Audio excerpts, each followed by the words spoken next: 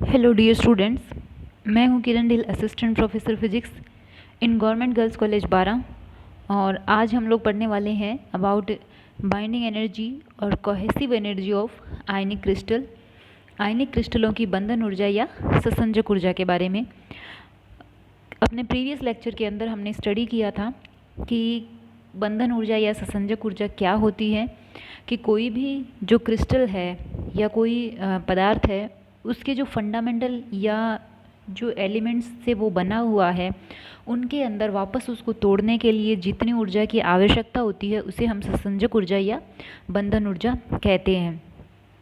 तो जैसे उससे रिलेटेड हमने कल बात करी थी कि कितने तरीके की बॉन्डिंग होती है अणुओं को बनाने के लिए या किसी पदार्थ या क्रिस्टल की संरचना में किस किस तरीके से परमाणु एक दूसरे के साथ जुड़ते हैं। तो उसमें हमने पढ़ा था कि अबाउट आयनिक बंधन के बारे में, सहसंयोजक बंधन के बारे में, और वांडरवाल बंधन के बारे में, हाइड्रोजन बंधन और धात्विक बंधन के बारे में।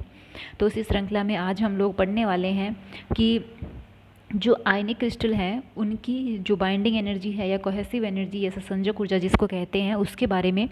तो जब आयनिक बॉन्ड में क्या होता है, कोई भी इलेक्ट्रॉन दाता जो होता है, जब वो इलेक्ट्रॉन ग्राही परमाणु के निकट आता है तो क्योंकि उसके पास एक इलेक्ट्रॉन एक्स्ट्रा रहता है आउटर सेल के अंदर, वो उसे दे करके स्टेबल होना चाहता है। इसी तरीके से ग्राही परमाणु जो है वो एक इलेक्ट्रॉन की उसके पास कमी होती है और वो उसे पा करके स्टेबल होना चाहता है।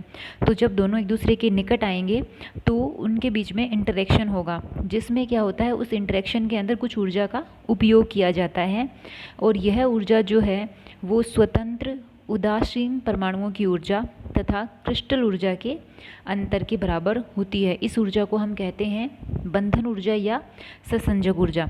मीन्स कि अगर उदासीन परमाणु है, उदासीन कौन सा परमाणु होगा, जो अभी भी आयनाइज्ड नहीं हुआ है उस कंडीशन में।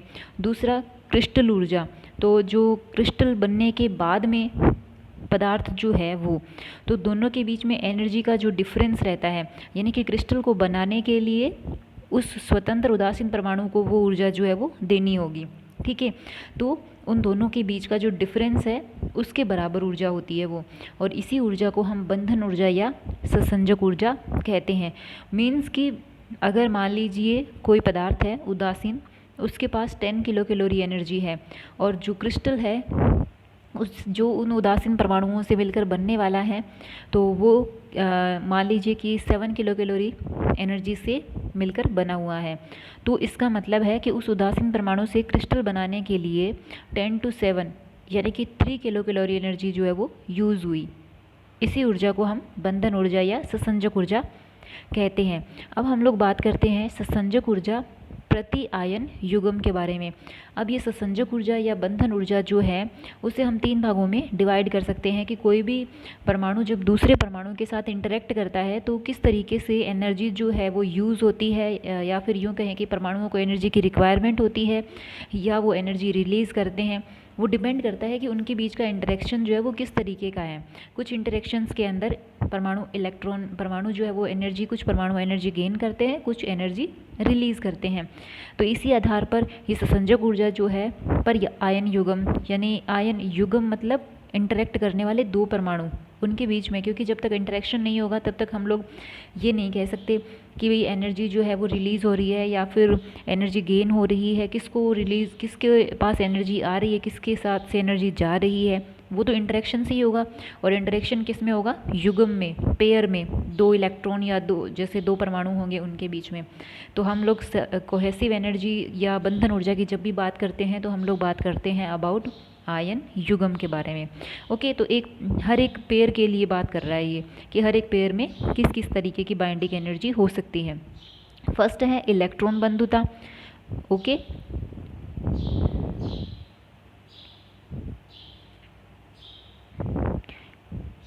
पहला है इलेक्ट्रॉन बंधुता, दूसरा है आयनन ऊर्जा, तीसरा है जालक ऊर्जा। ठीक है, साम्यावस्था में आयनों की न्यूनतम स्थितिज ऊर्जा, जालक ऊर्जा या लेटिस एनर्जी क्या होती है, न्यूनतम स्थितिज ऊर्जा होती है।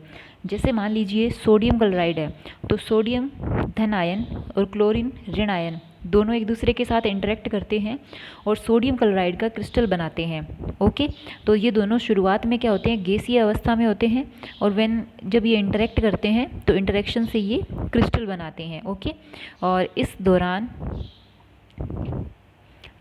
क्या होता है, इस दौरान यहाँ पर कुछ ऊर्जा जो है हमें ससंजक ऊर्जा या बाइंडिंग एनर्जी के रूप में प्राप्त होती है। अब हम लोग बात करते हैं कि इलेक्ट्रॉन बंधुता क्या है। जब भी कोई उदासीन परमाणु है वो इलेक्ट्रॉन लेकर के ऋणायन बनाता है तो यह कुछ ऊर्जा का उत्सर्जन करता है, और इस ऊर्जा को हम इलेक्ट्रॉन बंधुता कहते हैं, इलेक्ट्रॉन एफिनिटी कहते हैं। यानी कि कोई उदासीन परमाणु जब बाहर से कोई इलेक्ट्रॉन गेन करता है तो उसके अंदर से कुछ एनर्जी जो है वो रिलीज़ होती है। इस रिलीज़ होने वाली एनर्जी को ही हम क्या कहते हैं, इलेक्ट्रॉन एफिनिटी या इलेक्ट्रॉन बंधुता कहते हैं। और कुछ एग्जांपल्स दिए गए हैं, जैसे हैलोजन जो एलिमेंट्स हैं, फ्लोरीन, क्लोरीन, ब्रोमीन, आयोडीन, उन सब के लिए इलेक्ट्रॉन बंधुता या इलेक्ट्रॉन एफिनिटी की वैल्यू दी गई है। यानी कि जैसे हम लोग पढ़ते हैं ना, fluorine minus chlorine minus bromine minus iodine minus, पर इनके ऊपर जैसे माइनस का जो वैल्यू होगी जैसे क्या है वो अभी मैंने लिखी नहीं एग्जैक्ट, मैंने बताया कि ये सिर्फ ऋणात्मक आयन है, यानी कि कितना ऋणात्मक है, 2, 3 जो भी वैल्यूज़ है वो मैंने अभी नहीं लिखी है और मेरा क्लियर भी नहीं है अबाउट इट। तो ये सभी क्या है, ऋणात्मक आयन है, और ये क्या करेंगे, जब इलेक्ट्रॉन ग्रहण करेंगे तो इनसे कुछ एनर्जी रिलीज़ होगी जिसे हम इलेक्ट्रॉन एफिनिटी कहते हैं। सबके लिए इसकी वैल्यू अलग अलग है। फ्लोरीन के लिए -3.45, क्लोरीन के लिए -3.62, ब्रोमीन के लिए -3.41, आयोडीन के लिए -3.06, इस तरीके से। ओके, जैसे कि क्लोरीन है यहाँ पे गैस है और वो इलेक्ट्रॉन के साथ इंटरेक्ट करके Cl- बनाएगा और इलेक्ट्रॉन जो है वो कुछ एनर्जी जो है वो रिलीज़ करेगा। उसके बाद है आयनन ऊर्जा। आयनन ऊर्जा क्या होती है, देखो जब भी कोई उदासीन परमाणु अपने बाहर के सेल से या आउटर मोस्ट सेल से कोई भी इलेक्ट्रॉन रिमूव करता है या बाहर निकालता है, उसके लिए उसे कुछ ऊर्जा की आवश्यकता होती है, क्योंकि इलेक्ट्रॉन जब आउटर मोस्ट सेल में होता है तो उस पर न्यूक्लियस का अट्रैक्शन फोर्स काम करता है, जिसकी वजह से वो आउटर सेल से अपने आप बाहर नहीं निकल पाता है। उसे बाहर निकालने के लिए हमें एनर्जी की रिक्वायरमेंट होती है, हमें एनर्जी चाहिए होती है। इसी एनर्जी को हम आयनन ऊर्जा या आयनाइजेशन एनर्जी कहते हैं। और कुछ जो क्षारीय तत्व हैं उनके लिए, जैसे लिथियम, सोडियम, पोटेशियम, रुबिडियम, ठीक है, इनके लिए आयनाइजेशन एनर्जी जो है वो दी गई है 5.40, 5.18, 4.15, 4.2, 3.90, इस तरीके से सबके लिए अलग अलग है। एग्जाम्पल है जैसे कि सोडियम गैसीय अवस्था में है और उसको आयनाइजेशन एनर्जी मिली जिससे ये सोडियम प्लस में बदल गया और इसने एक इलेक्ट्रॉन जो है वो बाहर निकाल दिया। ओके, उसके बाद है कूलाम ऊर्जा या आकर्षण स्थितिज ऊर्जा। जैसे कि हमने कहा कि जो जालक ऊर्जा होती है वो जालक ऊर्जा एक्चुअल में क्या होती है, जालक ऊर्जा होती है साम्य अवस्था में न्यूनतम स्थितिज ऊर्जा। स्थितिज ऊर्जा जो कि आयनों की स्थिति के कारण वो अपनी पोजीशन पर रहने के कारण वो गेन करते हैं। तो वो जो उनका किसी अवस्था में स्थित होने की जो स्थितिज ऊर्जा है वो आकर्षण प्रकृति की और प्रतिकर्षण प्रकृति दोनों ही प्रकृति की हो सकती है। ओके, तो यहाँ पर क्या होता है, जैसे हम लोग पहले आकर्षण प्रकृति की जो स्थितिज ऊर्जा है उसके बारे में बात करते हैं। तो जैसे हमारे पास एक एग्जांपल है सोडियम क्लोराइड का। इस डायग्राम को थोड़ा सा कंप्लीट करना आप यहाँ पर ऐसे लाइन बुक में से देखना।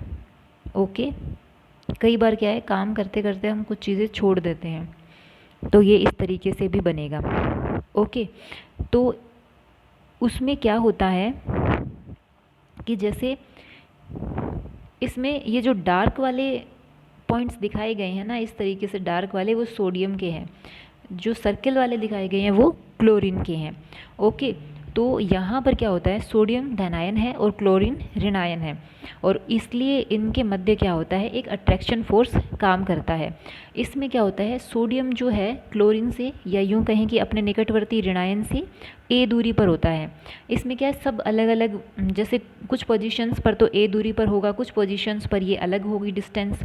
जैसे मान लीजिए ये एक स्ट्रक्चर है, यहाँ पर एक सोडियम है जैसे यूँ कहें कि यहाँ पर एक सोडियम, यहाँ पर एक क्लोरीन, ये एक सोडियम है, यहाँ पर ये सोडियम, ये सोडियम। तो ये क्या है, एक दूसरे से, जैसे एक सोडियम जो है वो एक क्लोरीन से ए डिस्टेंस पर है, ठीक है। दो निकटवर्ती आयनों के मध्य की दूरी क्या है, स्ट्रेट अगर डिस्टेंस है तो ए है, और जहाँ पे किसी और तरीके से डिस्टेंस को मेज़र करेंगे तो अलग रहेगी। जैसे इसने कहा कि सोडियम क्लोराइड के क्रिस्टल में एक सोडियम प्लस से दूरी ए पर Cl माइनस ऋणायन, ठीक है। तो ये दूरी जो है, जब जैसे मान लीजिए सिंपल ए कहें तो सिंपल ए के लिए, जैसे सिंपली ए दूरी के लिए कहेंगे तो जैसे आप यहाँ देखो, ये बीच में सोडियम है, ओके, और यहाँ पे ये क्लोरीन, यहाँ पे ये क्लोरीन, तो ये इससे कितनी दूरी पर है, ए दूरी पर है। ये भी क्या है, ए दूरी पर है। ये नीचे भी क्लोरीन क्या है, ए दूरी पर है। इस तरफ कोई, जैसे ये तो सिर्फ एक के लिए दिखाया गया है, क्योंकि क्रिस्टल के अंदर तो सब पास पास में खूब सारे रहते हैं, तो इस साइड भी होएगा क्लोरीन और ऊपर भी एक क्लोरीन होएगा, ठीक है। इस तरीके से कितने हो गए, 6 हो गए। तो निकटवर्ती 6 क्लोरीन जो कि ए डिस्टेंस पर है, ठीक है, -ke² बाई ए। और डिस्टेंस, जैसे पोटेंशियल एनर्जी क्या होती है, KQ1 Q2 by are, okay. तो Q1 तो क्या है, सोडियम, तो इसका चार्ज E, Q2 क्या है, क्लोरीन, इसका चार्ज दोनों है तो E, लेकिन माइनस साइन आ जाएगा, एक का धनात्मक और एक का ऋणात्मक, तो KE², और बटे R मतलब जो इन दोनों आवेशों के बीच की दूरी है, ये पोटेंशियल एनर्जी है। तो बीच की दूरी क्या है, A है, और कितने, इस तरह के कितने आवेश हैं जिनके लिए अपने अट्रैक्शन फोर्स निकाल रहे हैं, वो 6 हैं। छः जगह पर ये अट्रैक्शन फोर्स लग रहा है जहाँ पर ए डिस्टेंस पर चार्ज है। उसके बाद हम देखेंगे कि 12 आयन ऐसे भी हैं जो a/√2 डिस्टेंस पर है, ओके। तो उनके लिए अगर हम लोग निकालेंगे, जैसे इसके स्ट्रक्चर में हमें देखने पर मोटा मोटा अंदाज़ा लग जाएगा कि जैसे मान लीजिए कि ये यहाँ पे सोडियम है, ओके। तो अब यहाँ पर, जैसे ये डायग्राम क्या है, अधूरा है, यहाँ पर एक क्लोरीन है, सॉरी एक मिनट रुकिए, हम कोई और एग्जांपल लेते हैं इसका, क्योंकि ये डायग्राम ही अधूरा बनाया गया है, तो इसको इधर समझाती हूँ मैं आपको। जैसे ये सोडियम है और ये क्लोरीन है, ये क्लोरीन, ये क्लोरीन, ओके। तो ये तो ए डिस्टेंस पर हो गए। अब एक क्लोरीन यहाँ पर भी है, ठीक है। तो अब ये डिस्टेंस क्या हो जाएगी, अट्रैक्शन फोर्स तो काम करेगा ना, ये दूरी है ए, ये दूरी है ए, ठीक है। तो वो दूरी क्या हो जाएगी, a√2, ओके, क्योंकि a² प्लस a², तो 2a², तो a√2, ये डिस्टेंस हो गई a√2। यानी कि जो ऐसे आप कहें कि त्रिकोण, या यूँ कहें कि कोनों किनारों की तरफ इस तरीके के स्ट्रक्चर में, जैसे इधर कोई क्लोरीन हुआ, इधर कोई क्लोरीन हुआ, है ना, तो वो क्या डिस्टेंस पर होंगे, a√2 डिस्टेंस पर होंगे। तो इस तरीके के 12 आयन होंगे, ओके। इस तरीके से हमें स्ट्रक्चर को देखना पड़ेगा। आप इस स्ट्रक्चर को बुक में से देखना। अभी यहाँ पे मैंने क्या है, इसको थोड़ा गलत बना दिया है, मैं इसको फिर से ड्रॉ करके और आपको पिक्चर लेके उसका भेज दूँगी, तो आप सही से बना लेना। तो ये ऐसे आयन जो हैं वो 12 आयन होंगे जिनके लिए a√2 डिस्टेंस होगी, और उनके लिए अट्रैक्शन फोर्स जो हो जाएगा 12 आयन और डिस्टेंस a√2। इसी तरीके से 8 सोडियम के ऐसे धनायन होंगे जिनके लिए, सॉरी ये क्लोरीन है, और 12 जो सोडियम के आयन हैं उनके लिए अट्रैक्शन फोर्स है ये। देखिए यहाँ पे माइनस चार्ज, माइनस लग रहा है ना, तो माइनस माइनस क्या हो गया, प्लस, है ना। तो इसका मतलब 12 सोडियम के धनायन हैं जिनकी वजह से किसी एक सोडियम पे प्रतिकर्षण का बल लग रहा है। इसी तरीके से कोई 8 क्लोरीन के हैं, ये जैसे प्लस, अंदर जिसमें प्लस है ना वो क्लोरीन वाला है, अंदर जिसमें माइनस है वो सोडियम वाले हैं। सोडियम का सोडियम के साथ प्रतिकर्षण का, सोडियम का क्लोरीन के साथ अट्रैक्शन का फोर्स, वो हमें देखना पड़ेगा, ठीक है। तो फाइनली क्या होगा, इन सब को इसने अल्फ़ा नाम दे दिया और कुछ ना कुछ इनकी वैल्यू आ जाती है, क्योंकि ये सारे कांस्टेंट हैं, ओके, के हमारे पास 9 इंटू 10⁹ न्यूटन मीटर स्क्वायर पर कूलम्ब स्क्वायर होता है। अल्फा एक कांस्टेंट है, एक वेरिएबल है, सॉरी एक अचर राशि है, और आयनिक क्रिस्टल के अंदर इसका मान जो है वो क्रिस्टल की ज्यामिति पर निर्भर करता है। अल्फा का मान 1.762675, सीजियम क्लोराइड के लिए और जिंक सल्फाइड के लिए अल्फा है 1.6431। ओके, सबके लिए अलग अलग। इस प्रकार से क्लोरीन आयनों पर अन्य आयनों द्वारा अन्योन्य क्रिया से उत्पन्न स्थितिज ऊर्जा माइनस अल्फा ke²/अल्फा। देखो, 1 मोल सोडियम क्लोराइड में n अणु होते हैं, ठीक है, और सोडियम क्लोराइड को बनाने के लिए n अणुओं को बनाने के लिए सोडियम क्लोराइड के जैसे n अणु बनाने हैं तो उसके लिए n पेयर चाहिए ना, n सोडियम के n क्लोरीन के, जिससे हमें n सोडियम क्लोराइड मिलेंगे। तो उनके लिए कूलम्ब की जो आकर्षण स्थितिज ऊर्जा है UC, जैसे उसमें अपन ने ऊपर क्या निकाला था, केवल पर्टिकुलर एक सोडियम धन आयन के लिए निकाल रहे थे, और यहाँ पे टोटल n अणुओं के लिए तो माइनस अल्फा NKe²/A आ जाएगा। ओके, उसके बाद है प्रतिकर्षण स्थितिज ऊर्जा। साम्यावस्था में क्या होता है, आयनिक क्रिस्टल के आयनों के मध्य कुछ दूरी होती है, जो तभी संभव है जब आयनों के इलेक्ट्रॉन मेघ परस्पर अन्योन्य क्रिया कर प्रभावी प्रतिकर्षण बल उत्पन्न कर दें। हम लोग ये कहते हैं जैसे एक आयन जो है वो दूसरे आयन को अट्रैक्ट कर रहा है, लेकिन इन एक्चुअल क्या होता है, क्योंकि इनमें बाहरी सेल्स के अंदर, बाहरी आउटर मोस्ट सेल्स जो होती हैं उनमें इलेक्ट्रॉन भरे हुए होते हैं।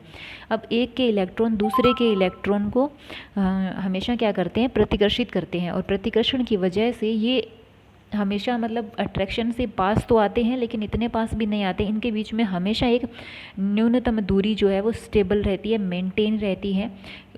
वो किस वजह से रहती है, उन इलेक्ट्रॉन मेघ मतलब इलेक्ट्रॉन का क्लाउड, या यूँ कहें कि इलेक्ट्रॉन से भरा हुआ आकाश, जैसे बाहर के जो खूब सारे इलेक्ट्रॉन हैं इधर आने वाले, और इसके जो ये वाले इलेक्ट्रॉन हैं, तो इन इलेक्ट्रॉन क्लाउड के बीच में उत्पन्न प्रतिकर्षण की वजह से वो एक दूरी को मेंटेन रखते हैं।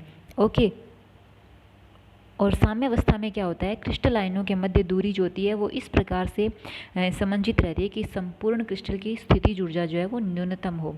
यानी कि स्टेबल कंडीशन में ये जो पोटेंशियल एनर्जी की हम बात कर रहे हैं, वो पोटेंशियल एनर्जी इस तरीके से होती है कि उसका मान है वो न्यूनतम होता है, और यह न्यूनतम स्थितिज ऊर्जा ही क्या कहलाती है, क्रिस्टल की जालक ऊर्जा कहलाती है। यह ऊर्जा जो जालक है उसको अनंत दूरी पर आयनों के रूप में प्रतिक्षिप्त या डिस्पर्स्ड करने के लिए दी गई आवश्यक ऊर्जा के बराबर होती है। मीन्स कि कोई भी क्रिस्टल जालक है वो किससे बना हुआ है, आयनों से बना हुआ है। जैसे आयनिक क्रिस्टल की बात करें तो सोडियम धनायन, क्लोरीन ऋणायन, इनसे बना हुआ है। तो वापस इसको इन्हीं में तोड़ने के लिए जितनी एनर्जी की रिक्वायरमेंट होती है ना, वही क्या है, क्रिस्टल की जालक ऊर्जा कहलाती है। अब देखो, ये प्रतिकर्षण और आकर्षण दोनों ही प्रकार का बल है, तो स्थितिज ऊर्जा है, और इसके लिए जो आरेख है वो यहाँ पे खींचा गया है। तो धनात्मक मान हमेशा किसको बताता है, प्रतिकर्षण को बताता है, और ऋणात्मक मान हमेशा किसको बताता है, आकर्षण को बताता है। स्थितिज ऊर्जा में ये चीज़ हमेशा याद रखिए, positive curve reflects the repulsion of potential energy and the negative value of you here shows the attraction of charges या आयंस। ओके, तो यहाँ पे इसको क्या है, एक टोटल फॉर्म में कुछ इस तरीके से शो करते हैं।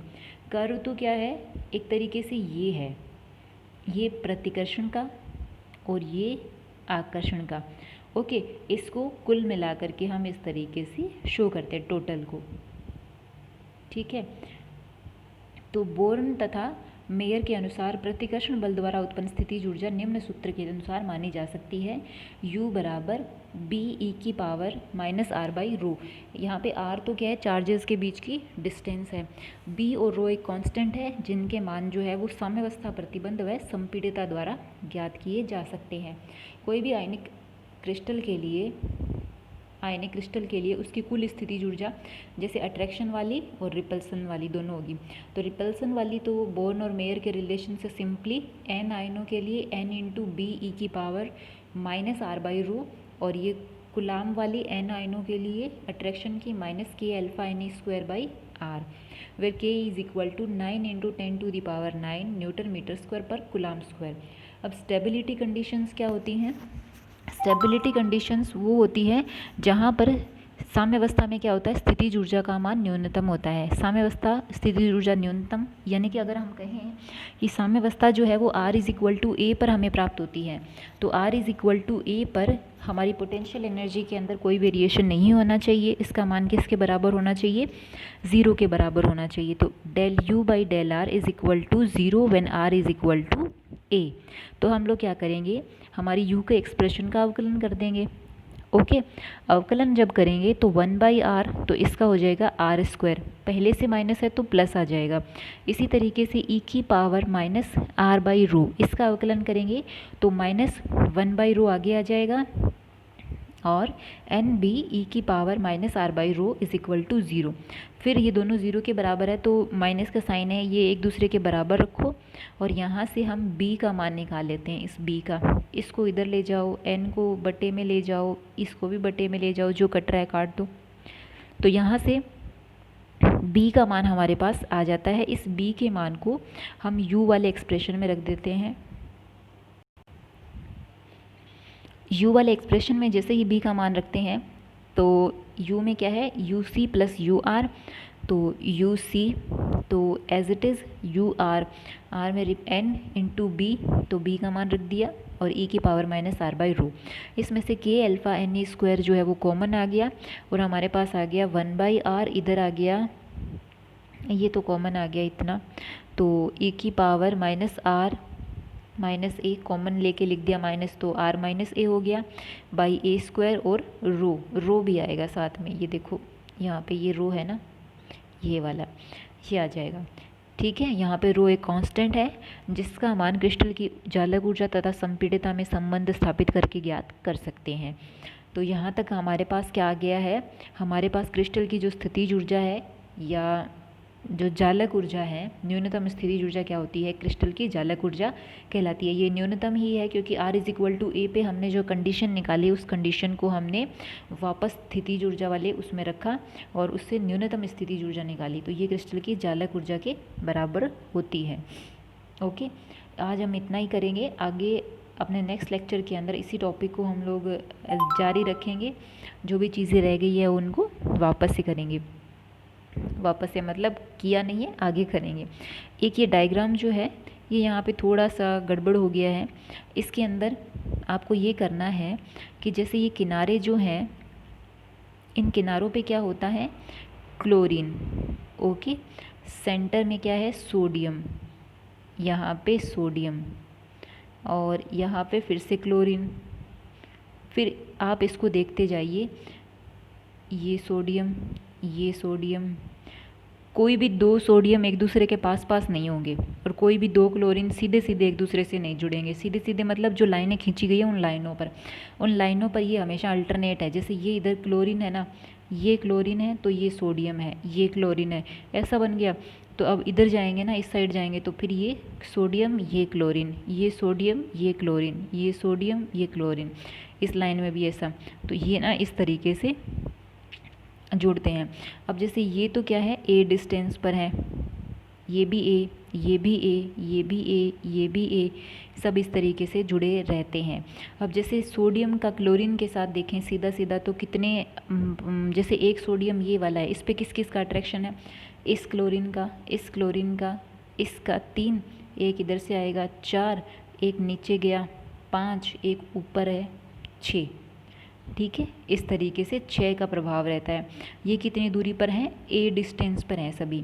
अब उसके बाद इस सोडियम पे हम देखें कि a√2 डिस्टेंस कौन सी है। जैसे मैंने कहा था कि ये दूरी a है, यहाँ पे क्लोरीन है, ये सोडियम है, और यहाँ पे फिर से सोडियम है, तो ये दूरी है a√2, क्योंकि ये भी a है और ये दूरी हो गई a√2 डिस्टेंस पर कौन बैठे हैं, इसके सोडियम बैठे हैं।